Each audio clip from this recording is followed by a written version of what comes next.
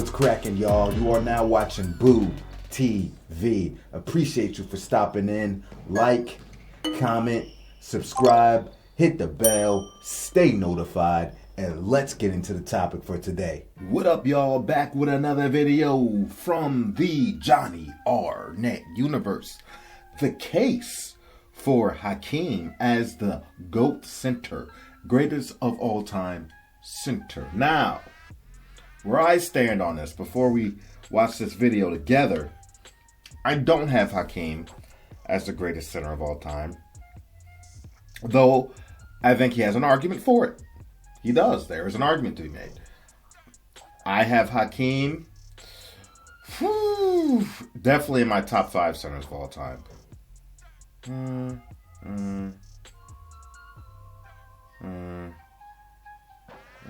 Yeah, top 5. Definitely top 5 centers of all time. I got Hakeem Olajuwon. Now, I know there are people right here on this channel, lovely, my friends, my peoples, supporters, subscribers, all that, all the above, that love Hakeem. And plenty of you right here on this channel believe Hakeem is the greatest center of all time. Many of you believe that Hakeem is the GOAT, period. I've seen the comments on my videos and your explanation for why you think Hakeem Olajuwon is the greatest player of all time. Or some might say, maybe not the greatest of all time, but the greatest player I've ever seen. And you gave your reasons for it. And like I said, your arguments were all good. I read the comments. I was like, yeah, I mean, that's some good context you're adding to Hakeem Olajuwon. I get it. I do. A lot of people mentioned how heavily he impacted the game on both ends of the floor consistently. A lot of people mentioned on his way to those championships, the top teams and top players he took out at his position, made them look stupid, dominated them. Yeah, that happened. Many people talk about the group of gentlemen he took with him to the finals to win 2 straight championships. Many of you mentioned that he won those 2 championships with arguably the least amount of help we've seen somebody win a championship with as a star, all-star player. There's an argument for that, absolutely. I've read all the comments, man, and you all make great points. So, I'm sure Johnny Arnett is going to bring up some of those things you all have mentioned and maybe look at some other angles that I haven't thought about. But let's check out his case for the greatest center of all time. Hakeem, the Dream, Olajuwon. Let's get into it. Olajuwon. He was in the top 10 in 5 categories: steals, rebounds, block shots, scoring, and shooting percentage. You know what I mean? To have a big guy of his size to be in the top 10 in steals. Now you can assume that he would be in blocks, which to me shows versatility of what type of guy he really was. Yeah, the Dream. MJ is a guy that's always put respect on a lot of players, especially players he played with and against. And I've heard Mike on several occasions speak glowingly of Hakeem. I love Mike. He was my favorite because personal reasons. He kicked your ass. He was a guy that I couldn't break. The 5 best centers, I'm glad you had to write them down. Hakeem to me is number 1. But why couldn't you break him? Because I couldn't get into his head. I remember one time I gave him a bow and he just laughed. nice elbow, brother. And then he came and gave me and shot a crazy fadeaway. Yeah, he gave me one of them. All right, Johnny Arnett, I like what you're doing.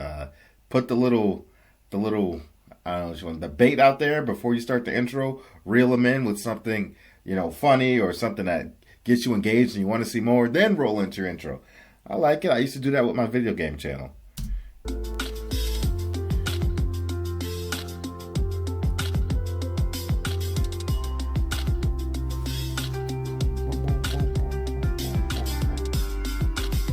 It's no secret that Hakeem Olajuwon is one of the greatest centers of NBA history, but when you stack up his accomplishments to the accomplishments of other great centers of NBA history, you have a stronger argument than many realize for Hakeem to be considered the greatest all-around center of NBA history. Hakeem is one that's even better than advertised, and I'll prove it to you the way I always try to do by starting from the beginning of his career and traveling through the course of it as we appreciate his legacy. People forget he went to the finals in the 1980s. Lost to the Boston Celtics.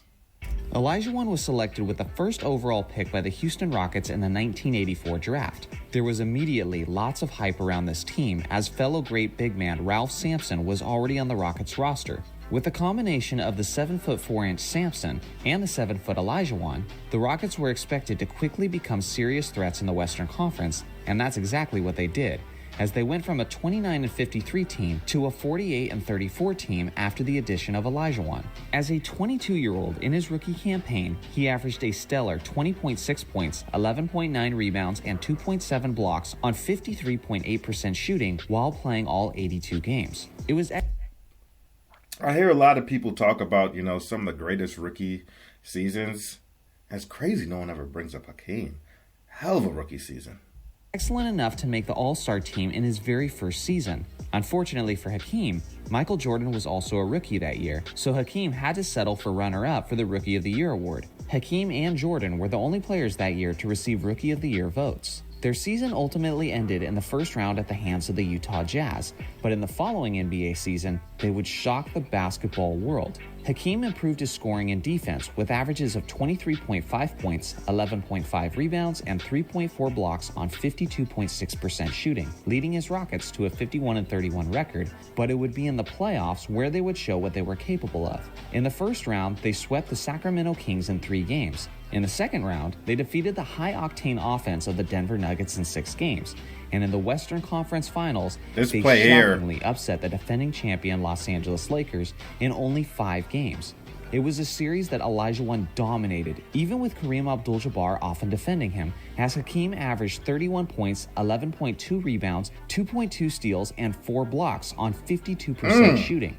This was a 23-year-old in his sophomore season dominating one of the greatest centers of all time in the Western Conference Finals. If people didn't realize how legendary Hakeem was going to be before this series took place, they certainly knew after it. Lakers head coach Pat Riley put it this way about defending Olajuwon: "We tried everything to stop him. We put 4 bodies on him, and we helped from different angles. He's just a great player." The Rockets ultimately lost in the NBA Finals to the 1986 Boston Celtics in 6 games, who are still considered one of the greatest teams of all time. But just the fact that the Rockets were even in that series was an impressive surprise, especially when you consider the fact that their 2 best players were only 23 and 25 years old. This team seemed destined to develop into NBA champions led by their twin towers. Sadly, they instead went on to become one of the great what-ifs of NBA history, as Sampson was dealing with severe knee issues over the next couple years, which would stop his development and eventually prematurely end his career. It's crazy to think about, like how that could have changed the whole Lakers-Celtics rivalry, right? Had Sampson stayed healthy, how many more times, right? You think Magic Johnson would have went to the finals? One can only wonder if Hakeem might have been able to win even more championships if Sampson had been healthy and available to develop alongside him. Instead, Hakeem would have to spend the prime of his career carrying the team as the lone superstar, but with his skills and overall talent, he was more than poised to do so. He had an extremely polished game for a big man and had easily the greatest footwork ever seen from the center position. He had an offensive and defensive IQ that was through the roof. He was a terrific leader who had all the post moves, the mid-range game, the fadeaways, hook shots, and so on. There was basically no answer for him. During the best stretch of his career, from 1986 to 1996, he averaged 24.7 points, 12.4 rebounds, and an absurd 3.7 blocks on 51.4% shooting. During that stretch, he led the league in rebounding twice, led the league in blocks 3 times, won 2 Defensive Player of the Year awards, and won the MVP award in 1994. He also recorded a quadruple-double on March 29th of the 1990 season. His final stat line said 18 points, 16 rebounds, 10 assists, and 11 blocks in one of the greatest games of NBA history. Hakeem is one of only 4 players to ever record a quadruple-double. Think that's crazy? Well, it gets even crazier. Just 12 games before that quadruple-double, Hakeem had a game where he scored 29 points, 18 rebounds, 9 assists, and 11 blocks. No player in the history of the NBA has ever officially recorded multiple quadruple-doubles in their career, and Hakeem Olajuwon almost had 2 in the same month. You could argue that no player in league history ever filled up a stat sheet as much as Hakeem did. If he played in today's game, he would be a fantasy basketball monster. Oh, hell You could yeah. also make the argument that Hakeem Olajuwon is the greatest two-way player to ever live. Not only was he a great scorer, who was up close to 30 points a game during his prime, but he's also by far the all-time leader in block shots with a lead of almost 600 blocks.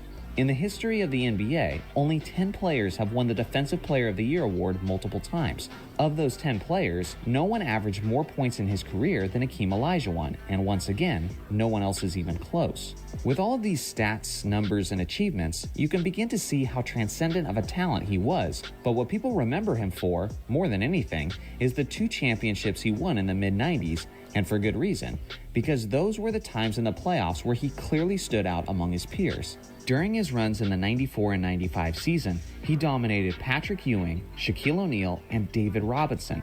Speaking of title runs, Hakeem had one of the greatest playoff series of all time in the 1995 Western Conference Finals.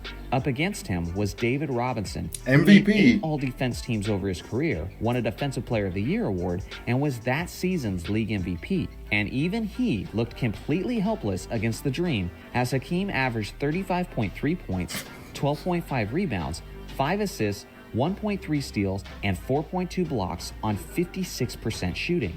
I need y'all to understand how crazy that is, especially considering how great David Robinson was, man. The Admiral was very admirable. Whew, wow, was a beast. Talk about showing up the MVP. Has anyone ever done it more strongly than in this series? This 95 Rockets team was an underdog 6th-seeded team that Olajuwon drugged to their 2nd straight NBA championship. I'm going to ask you something, and I want you to think about it for a minute. When's the last time that a player could say that he won back-to-back championships as the lone all-star on his team? LeBron can't say that. Kobe can't say that. Neither can Jordan, Magic, Isaiah, or even Bill Russell. Hakeem Olajuwon is the only player in NBA history to win back-to-back NBA championships as the only All-Star on his team. If that doesn't tell you how good this man was, absolutely nothing will. As far as where he ranks among the greatest centers of all time, in my opinion, he's right there with Shaq. I'm even tempted to say he's ahead of Shaq. I know that's an extremely unpopular opinion, but I just feel like he dominated the game in more ways than Shaq did, from his overall skill set to his defense to the quadruple-double tendencies and so on. You also have to consider what they accomplished and who they had supporting them. Hakeem won 2 championships with no all-star support. If you give a prime Hakeem Olajuwon 8 years of a young and lethal Kobe Bryant, he's at least doubling his championship total. Throw in a year with Dwayne Wade, where he averaged 35 points in the NBA Finals, and it's a wrap. Hakeem's legacy becomes one that's out of this world. Let me know your thoughts in the comment section. If you were to take any center in NBA history and put him on your favorite team in the modern NBA, how many centers would you take ahead of Hakeem? This should be an exciting comment section. Thanks for watching as always. Make sure to like and subscribe for more NBA content, and I'll see you guys. All valid points. I figured he'd bring all those up. But every time you bring up like his numbers, it's just like, my Lord. my Lord. And you know, it always, like, I don't have Nikola Jokic in my top 10 centers of all time. But after he won that championship, you know, considering, you know, his numbers and the MVPs, people are like, Joker's top 10. Joker's top 10. I was like, top 10 center? Not top 10, not top 10. I do think Joker's top 10. Sorry, I misspoke. Top 5. People were saying Joker's a top 5 center of all time. Absolutely not. Top 10? Yes. Top 5? No. Off rip, I got Shaq, Kareem, Hakeem, David Robinson, Wilt Chamberlain, Bill Russell. That's 6 right there ahead of Joker. And you have strong argument also for Willis Reed and George Mikan if you want to go there. Just saying. People were pushing him ahead of Hakeem. I'm like, you've lost your damn mind. He's not ahead of Hakeem Olajuwon. You've lost your damn mind. Oh, yeah, Joker, great facilitator, can pass the basketball very, very, very well. Yeah, Hakeem could pass. Not nearly as good as Joker, but Hakeem could pass. But Hakeem was on multiple tiers above Joker defensively. Like, the gap between their passing ability is much smaller than the gap between their defensive skills. Let's make that very clear. I do not have Joker ahead of Hakeem. I can't go there. A lot of people like to bring up certain players like, oh, he drug these people to the finals. He dragged these people to the finals. So, no, what Hakeem did, back to back, not just dragging people to the finals, winning championships, was incredible. Who do you have on those teams? Sam Cassell, Kennedy Jet Smith, Mario Elie, Vernon Maxwell. Who else am I forgetting? Somebody I know. Oh, Robert Horry. Prime Robert Horry, if you want to go there. But yeah. Come on, man. Dream was a beast, bro. In today's NBA, kidding me? And he'd be one of the few centers in the NBA that can actually get on the floor and actually play. People are so infatuated with what's hot right now or what they think is hot right now. And I hear people talking about Joel Embiid being better than Hakeem. I'm like, are you smoking crack? Are you smoking crack? Joel Embiid? As I'm talking right now, from what I've seen from Joel Embiid's return, it's looking like it might be the beginning of the end for Embiid if he doesn't get his physical and mental together. Let's start there. Joel Embiid. On that note, I'm out of here, man. Check out our Hakeem Olajuwon playlist. Like, comment, subscribe, hit the bell, stay notified. And I'll catch y'all on the next one. We out, baby.